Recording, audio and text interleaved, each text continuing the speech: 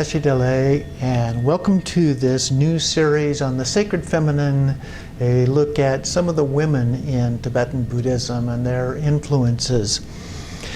This is the first talk. It is an introduction to a series of 8 other talks that we will be doing on this topic. In general, in this introduction, what I'll be talking about is the role of women early and later in the tradition, as well as an introduction of Tantra into Buddhism, where the divine feminine plays a very important role, and the female principle of Tibetan Buddhism in terms of the doctrine.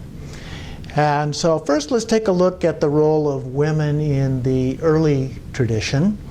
Shakyamuni Buddha, the historical Buddha, was born around the 5th century BCE in Nepal, and he is considered, at least by legend, to have been a prince. And at the time of the pregnancy of his mother, she had a dream, and in that dream, which they had analyzed, they made a prophecy regarding the child, that he would either become a king or a spiritual leader.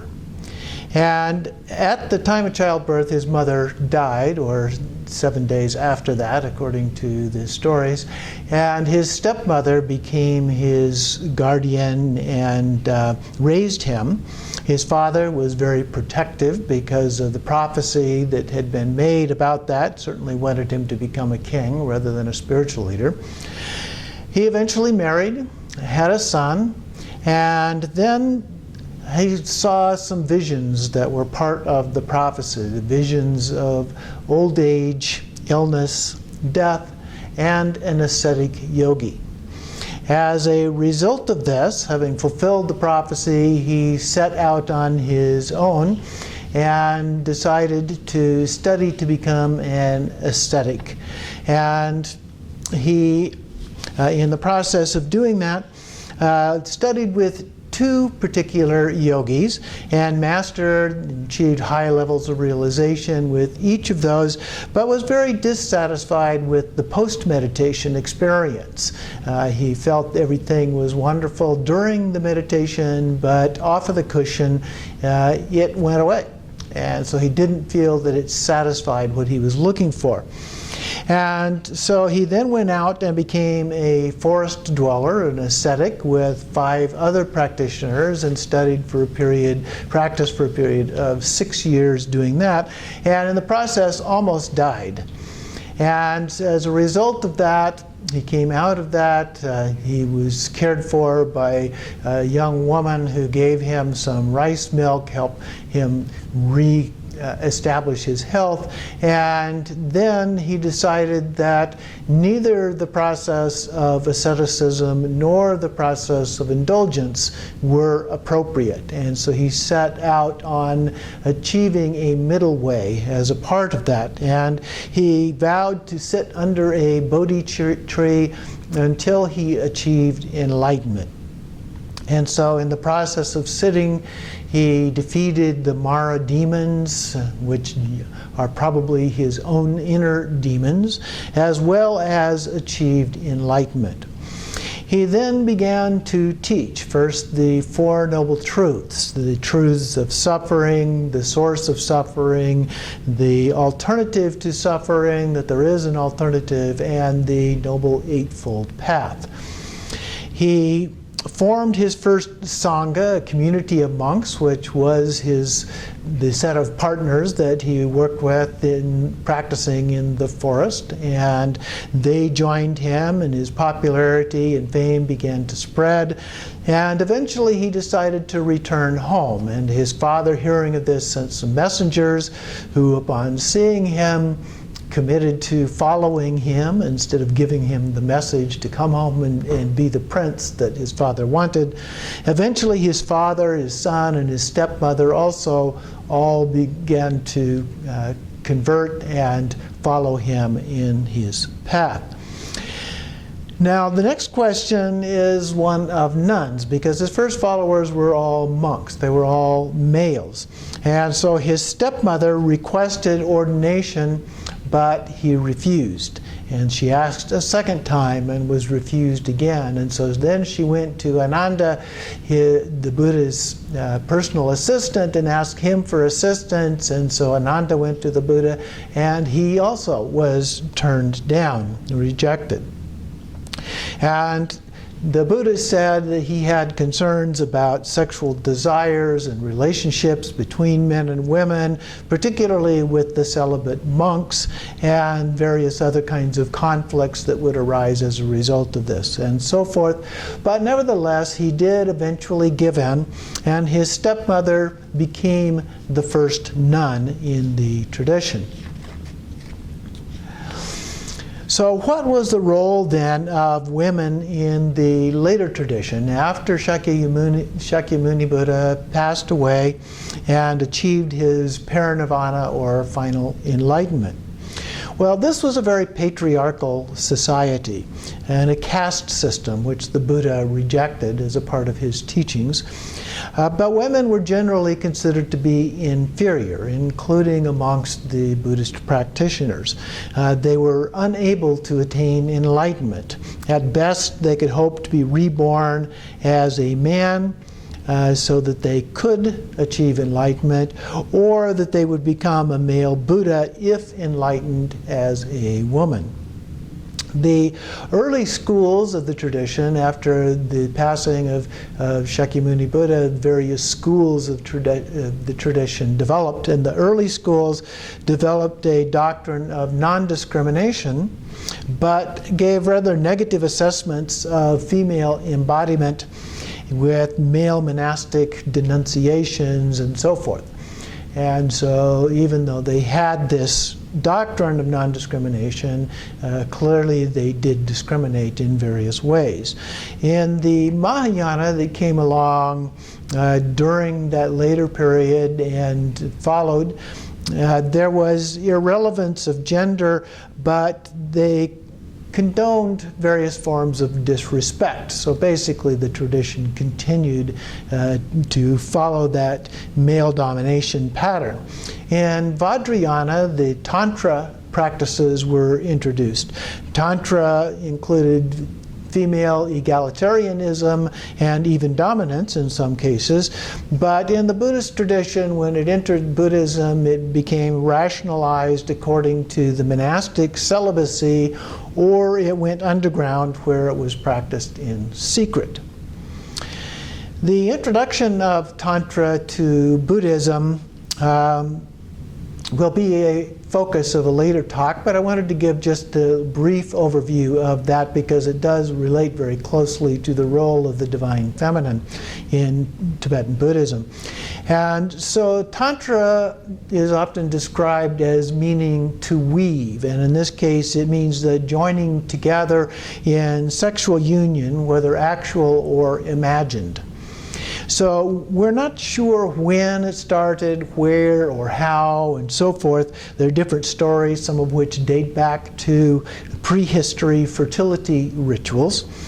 The written versions, however, begin to show up in the 7th century CE. So the earliest written one we know of is dated somewhere around 625 CE. It peaked in India between the 8th and 12th centuries until the destruction of the monastic universities by the Muslims through a series of invasions into India. And it was carried into Tibet in the late 8th century and was fairly significant there until around the 15th century, or perhaps even later. Now, early Tantra, prior to it becoming a part of Buddhism and also Hinduism, really rejected various social norms. There was secrecy. They practiced in small groups. They would go out into the forest. They were mostly women. Sometimes it was a circle of women and one man in the center of the mandala, the practice. And they ritualized various forms of basically a counterculture, if you will, somewhat reminiscent of the 60s in the US. They rejected the caste system. They ate meat, drank alcohol, they took drugs, they had ritual sex, and so forth, all of which were abandoned or rejected by the cultural and religious norms of the society. So conventional rules were out. The sex that was involved became a form of sex in which there was no orgasm, especially for the male. And the women could freely practice Tantra without prohibitions of men in society. So it became very popular, especially among lay practitioners. Both Hindu and Buddhists practiced this tradition. There was also, it actually began somewhat earlier, the rise of the Dakini, or the influence of the female in the tradition. The Dakini meaning sky dancer, and various influential yoginis that were a part of this from around the beginning of the first millennium. We began to see these influences. So a period from maybe 1 century BCE to 1 century CE, we began to see the rise of the divine feminine as an influence in the culture. In the origins of the Dakini, they were considered to be very dangerous, wrathful female figures. They were blamed for all that went wrong and all that was bad that happened in society. Later, they became recognized as highly realized, unconventional teachers of various dharmas, and particularly in Buddhism, the teacher of Buddhist dharma. And they were found in the forests, in charnel grounds or burial grounds. They were often depicted as being naked, or maybe they wore a few bone ornaments that they strung around their necks and around their waist and so forth. And often they used ashes, the cremation ashes, on their bodies. They were considered very wretched and wrathful in form. Udayana, which we hear about in Buddhist tradition fairly often, is the land of the Dakinis.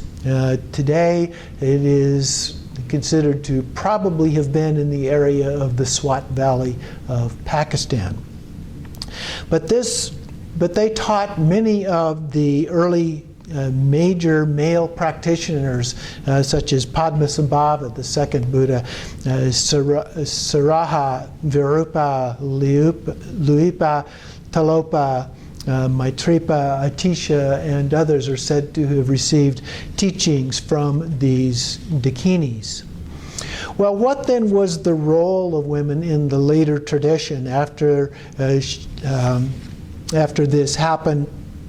The tantric practices began to be integrated into Buddhism, the union of male and female, and in some cases the sexual desire itself was used as the path. Whether with an actual partner or consort, a karma mudra, or one which is just imagined and visualized, a jnana mudra. And especially later on, and especially with monks, the tendency was more toward the jnana mudras, the visualized or imagined ones, but not all. In some texts they say that the karma mudra is for those of lesser abilities. In other texts they say the jnana mudra is for those of lesser abilities. Atisha, after becoming a monk and going to Tibet, prohibited his followers from even taking the secret and wisdom empowerments associated with these practices, or even to practice the jnana mudra, the visualized practices, because of their vows of celibacy. He didn't want them to have anything at all to do with this, although he said it was okay for lay practitioners to do. Padmasambhava, when he brought it into Tibet, taught it as being okay for both monks and nuns, as well as lay practitioners. The development of the highest yoga tantra, things like Guhya Samaja Tantra, the Havadra Tantra, Chakrasamvara Tantra, Kalachakra Tantra, and so forth, some texts were written in a secret code, a Dakini language, in addition to these tantras. And so there were a variety of sources that were developed as a part of this highest yoga tantra practice. The highest yoga tantra practice includes the generation stage, in which we do the visualization and achieve a development of an illusory body. And then the completion stage, where we focus on the channels, winds, and drops inside and develop a pure illusory body. And then the Mahamudra or Dzogchen practices developing transcendent wisdom of clear light, Rigpa, and achieving enlightenment. Now the female figures were a part of this in several different forms. In the human form, we have figures such as Niguma and her 6 yogas. She was a companion or sister of Naropa, who also developed 6 yogas, very similar practices. Yeshe Tsogyal was a human form, who was the consort of Padmasambhava. Machik Labdran, who is famous for the development of the Chud practice, cutting through our ego, if you will. And all of these were known as divine mothers as a part of the tradition. There were also the consorts of the male deities, such as Vajrayogini, Vajravarahi, and so forth, are all other female figures. And then there were peaceful deities, female deities, the 21 Taras, for example, especially green Tara and white Tara are particularly significant. Saraswati is another example. And there were also some wrathful or semi-wrathful female deities, such as Kurukule, Vajrayogini, Vajravarahi, Simhamukha, Ekajati, who is a protector. And then finally there are the transcendent wisdom personified in female forms, such as Prajnaparamita and Samatavadri. And so we see a range from the females to consorts, through deity forms, peaceful and wrathful, to the actual ultimate level of the divine feminine in the form of transcendent wisdom itself. So the female role became increasingly important in a variety of ways in the Tibetan Buddhist tradition over time. This gets us then finally to the female principle in the Tibetan Buddhist doctrine. Here the female principle is a symbol, a guide, or for the sacred feminine. Especially in Kanda Maha Rashana Tantra, read you a quote here from The Passionate Enlightenment by Miranda Shah.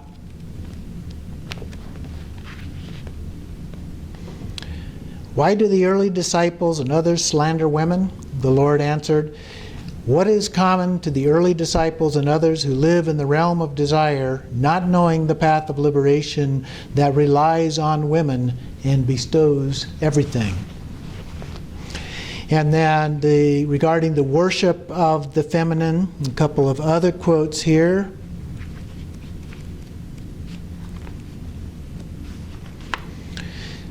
First, from the same text, worship the naked tantric consort. By this very activity, one will be fully liberated. And then finally,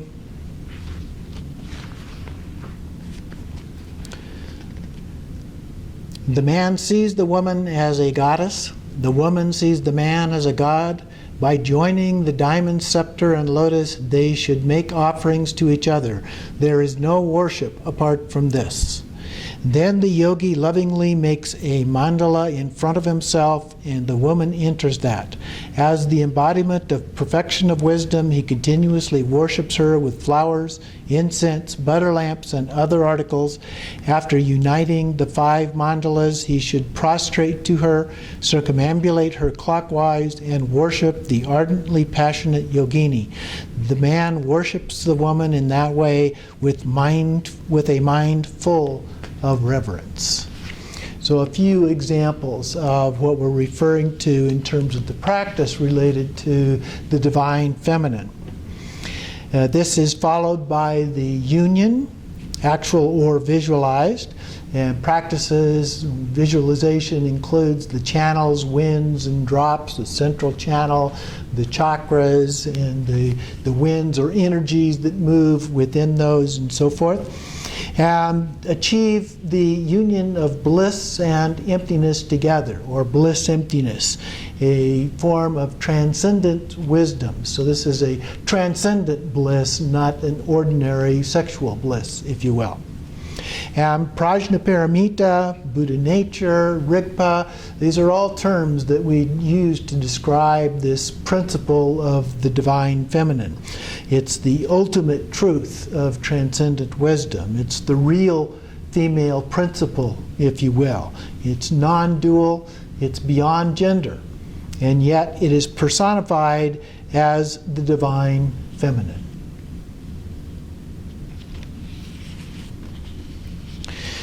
So that concludes this short introduction to this next series of talks on the divine feminine. Thank you for watching. I hope that you enjoyed this and will join us for the next talk, which is on the goddess of Tara, the female Buddha of compassion. And she is one of the most revered figures, and she has different forms, such as the 21 Taras, the white Tara, green Tara, and so forth. Very well known. My particular Lama, Khenchen Lama Rinpoche, wrote a text on, a commentary on the 21 Taras that was very well received in China.